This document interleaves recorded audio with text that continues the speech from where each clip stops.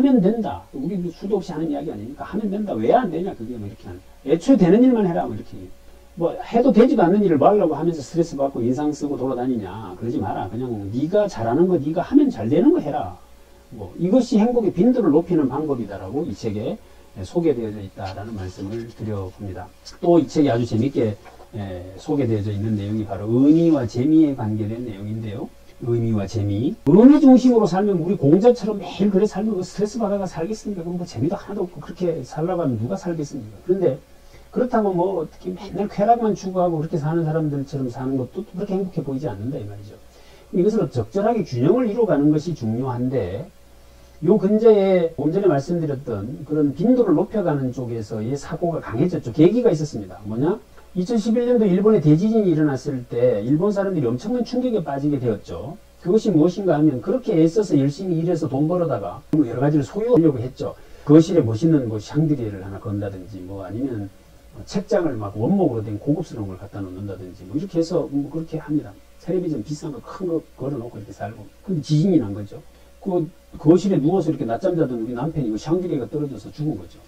벽장이 넘어져서 우리 아이가 거기 깔려서 이걸 목격하게 된 겁니다. 전 국민이.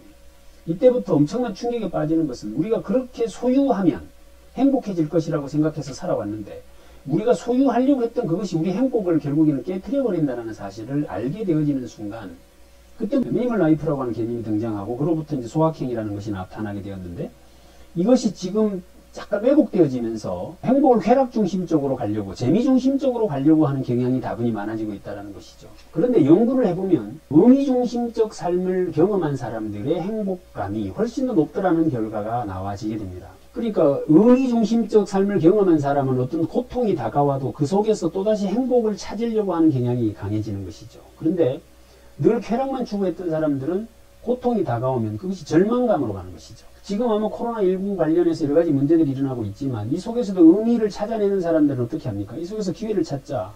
이 속에서 어떻게 하면 또 다른 어떤 전환점을 만들어낼까를 고민하고 있으니까 그 사람들은 고통이 고통으로만 느껴지지 않습니다. 그런데 매일 쾌락만 추구하던 사람들은 집에만 갇혀 있으니만 오죽 죽을 마시겠습니까?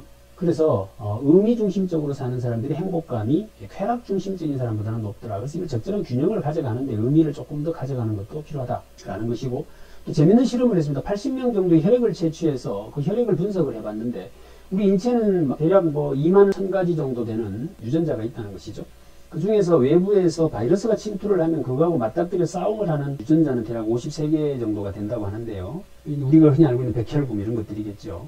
근데 외부에서 바이러스가 침투를 하면 좀 의미 중심적 경험을 한 사람들의 그 유전자가 훨씬 더 활성화되더라. 면역력이 증가되더라 라고 하는 이야기도 이 책에 소개를 해놓고 있습니다. 특히나 어르신들 같은 경우에 의미를 찾게 해드렸더니 이 알츠하이머병이나 또는 심장병 이런 데 이환될 확률이 급격히 떨어지더라 라고 하는 이야기를 하고 있습니다. 저도 어르신들 대상으로 교육 프로그램들을 이렇게 한번 보다 치면 대체적으로 이런 관점으로 접근을 하죠. 어르신들 그동안 고생 많이 하셨습니다. 뭐 자녀분들 키우고 이렇게 하신다고 막 고생하셨는데 막 이제 남은 여생 막 즐겁고 행복하게 살다 가세요. 이런 관점으로 교육이라는 걸 하고 있는데 제가 볼 때 좋지 않다. 80 먹은 어르신에게 사랑의 감정을 다시 느끼게 해줘라. 90 먹은 어르신에게도 또다시 희망을 갖게 해줘라.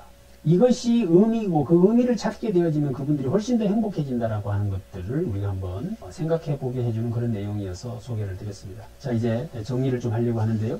이 책에서 소개되어지는 사례 2가지 한번 말씀을 드려보겠습니다. 존 F 케네디 대통령이 나사를 방문합니다. 나사에 가서 거기 청소하는 사람에게 이렇게 묻습니다. 당신 뭐 하시는 분입니까? 라고 물었더니 그 사람이 뭐라고 대답을 하는가 하면 나는 달에 사람을 보내는 일을 하는 사람들을 도와주는 사람이다. 이렇게 이야기를 합니다.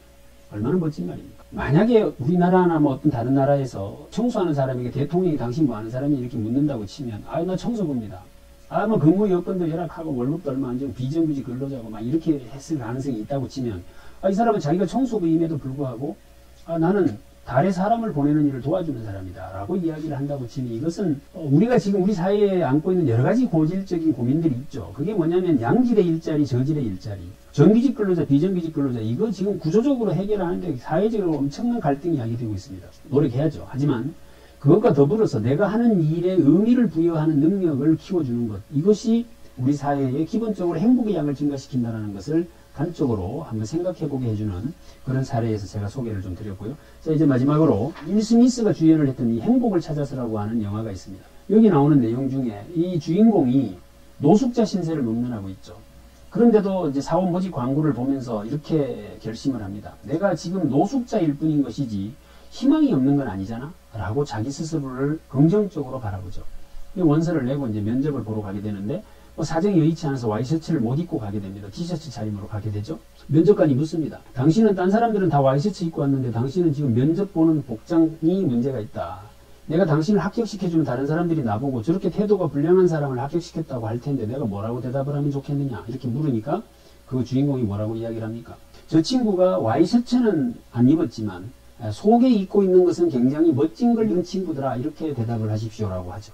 이게요, 그 긴장감 도는 면접 보는 시간에 그 여유를 가지고 그렇게 말할 수 있는 것만 해도 대단한 것이지만 내가 지금 행색이 초라하고 이런 옷을 입고 있지만 내 안에 있는 나는 굉장히 괜찮은 옷을 입고 있다 라고 하는 스스로 가지는 자존감과 자기 인생에 의미 부여할 줄 아는 능력, 이것이 우리의 행복감을 어떻게 하면 증대시킬 것인가를 생각해 보게 하는 매우 임팩트 있는 메시지다라고 생각을 합니다. 자, 정리합니다. 지금 우리 여러 리더분들께서 우리의 선택을 받으려고 기다리고 계시는데요.